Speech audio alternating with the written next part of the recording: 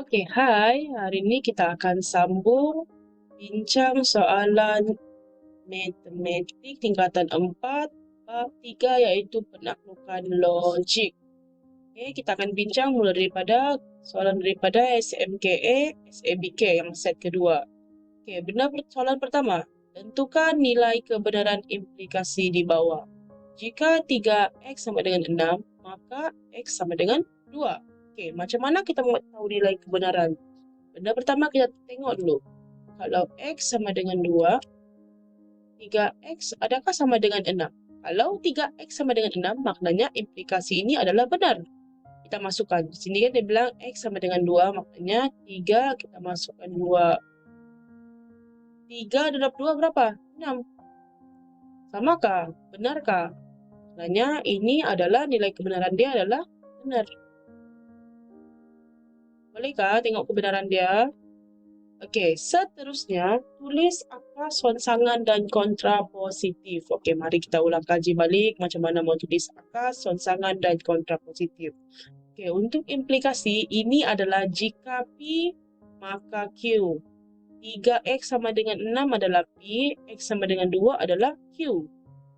Untuk buat akas, okey, apa dia untuk buat akas? Untuk buat akas, cara dia adalah jika Q maka P. Benda ni ingat balik. Lepas tu kita mau buat sonsangan. Sonsangan. Macam mana mau buat sonsangan? Kita bukankan kita punya implikasi. Kita bukankan kita punya implikasi. Maknanya di sini, jika bukan jika bukan P, sekejap. Jika bukan P, maka bukan Q. Boleh? Okay, next kita mau cari kontrapositif. Macam mana mau cari kontrapositif? Kita bukankan akas dia. Okay, macam mana mau bukankan akas dia? Jika bukan Q, maka bukan P. Begitu saja. Okay, kita masuk kepada soalan. Okay, ini kena ingat ya. Macam mana mau cari akas? Okay, sekarang akas adalah jika Q maka P. Ingat P kita 3x sama dengan 6, Q kita x sama dengan 2. Maknanya kalau akas di sini dia akan jadi jika x sama dengan 2, maka 3x sama dengan 6. Begitu saja cari-cari akas. Pasti balik saja switch. Okay, lepas tu kita mau cari sonsangan. Macam mana mau cari sonsangan? Okay, jika bukan P, P kita 3x sama dengan 6. Jika bukan P, 3x tidak sama dengan 6. Maka bukan Q, maknanya x tidak sama dengan 2. Boleh? Okay. Lepas tu kita mau cari kontrapositif. Macam mana mau buat kontrapositif? Jika bukan Q, maka bukan P. Di sini kita akan buat jika X tidak sama dengan 2, maka apa? 3X tidak sama dengan 6. Settle, bolehkah? Ya, benda ni kamu memang kena ingat. Okay, kena ingat, jangan lupa. Sebab kadang soalan dia tidak minta semua. Dia minta sonsangan, kadang dia minta kontrapositif. Okay, boleh? Okay. Sambung pula untuk soalan seterusnya daripada Negeri Perak. Okay, Negeri Perak. Soalan dia, A1, tulis 2 implikasi berdasarkan pernyataan majmuk berikut. Okay, implikasi ni kita tahu bila implikasi dia ada jika P maka Q dan jika Q maka P. Terbalik saja. Okay. Mau buat implikasi, Okey, tengok soalan dia. Pernyataan majmuk dia, suatu nombor ialah nombor perdana jika dan hanya jika. Okey, nombor itu hanya boleh dibahagi dengan 1 dan nombor itu sendiri. Mau buat implikasi, jika dan hanya jika ni kita akan buang. Depan dia adalah kita punya P. Belakang dia kita punya Q. Tiada yang berubah. Benda yang sama. Untuk diimplikasi, kita salin saja di sini. Okey, mula-mula implikasi 1, jika P. Apa P kita? Jika suatu nombor,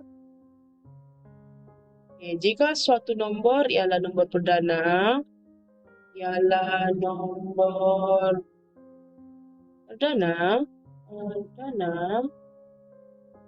maka apa Q kita? Maka nombor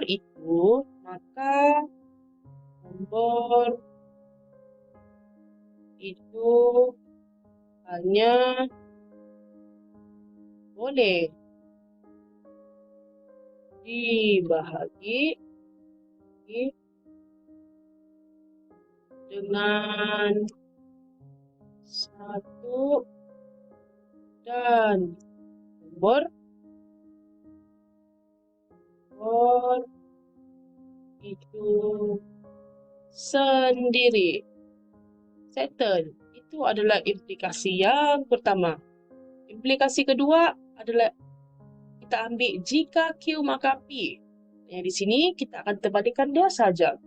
Sekarang sini akan jadi jika, apa Q kita? Jika nombor itu hanya boleh dibahagi dengan 1 dan nombor itu sendiri.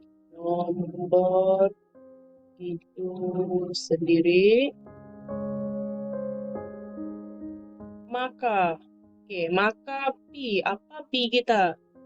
P kita adalah suatu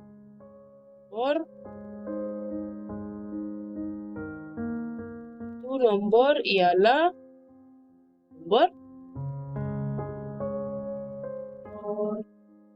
perdana. Settle. Begitu saja. Harus terbalik saja dia. Bolehkah?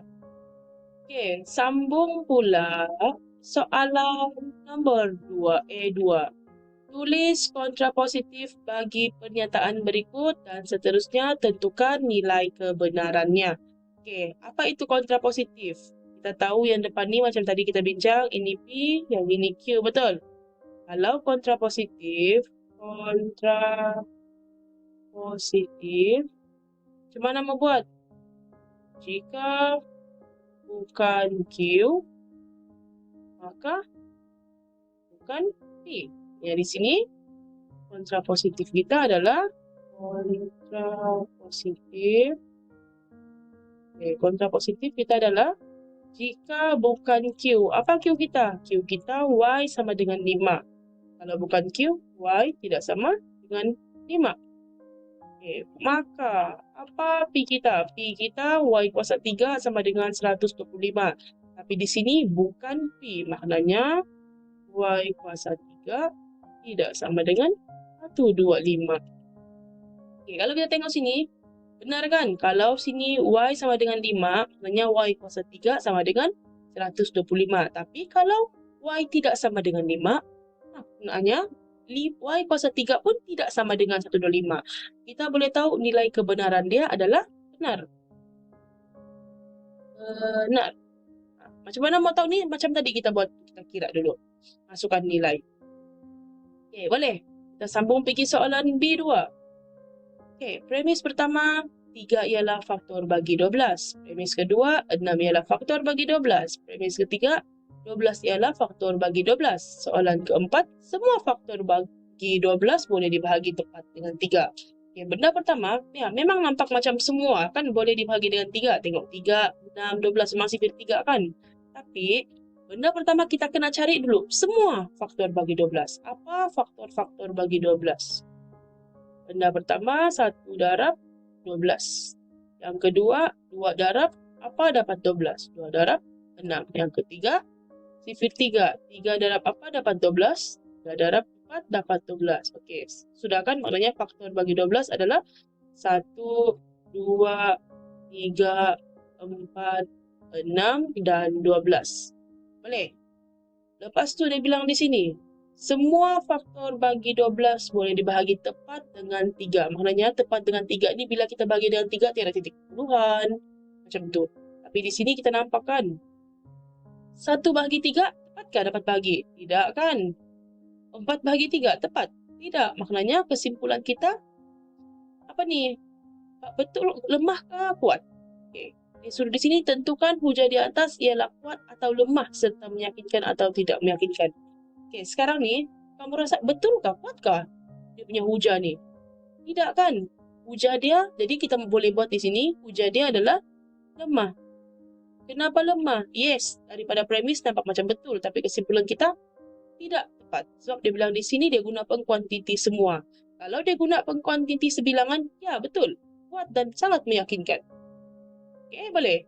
Di sini hujah ini adalah lemah dan tidak meyakinkan. Tidak meyakinkan. Okey, bolehkah? Faham kau macam mana? Tidak semuanya yang kita nampak benar tu benar. Nak tengok juga di sebalik dia. Boleh? Okey, next. Kita sambung soalan B2. Dia bilang, bentuk satu kesimpulan secara induktif kepada pola nombor berikut. Okey. Paling senanglah tips dia kan kalau kita mau buat kesimpulan. Mula-mula, kita tidak payah tengok yang di depan ni. Ini kita jangan tengok. Paling senang. Kita akan mula ambil ini saja yang di sini. Daripada Dina ni. Kamu tengok Dina saja. Selepas sama dengan kita akan ambil ini. Okey.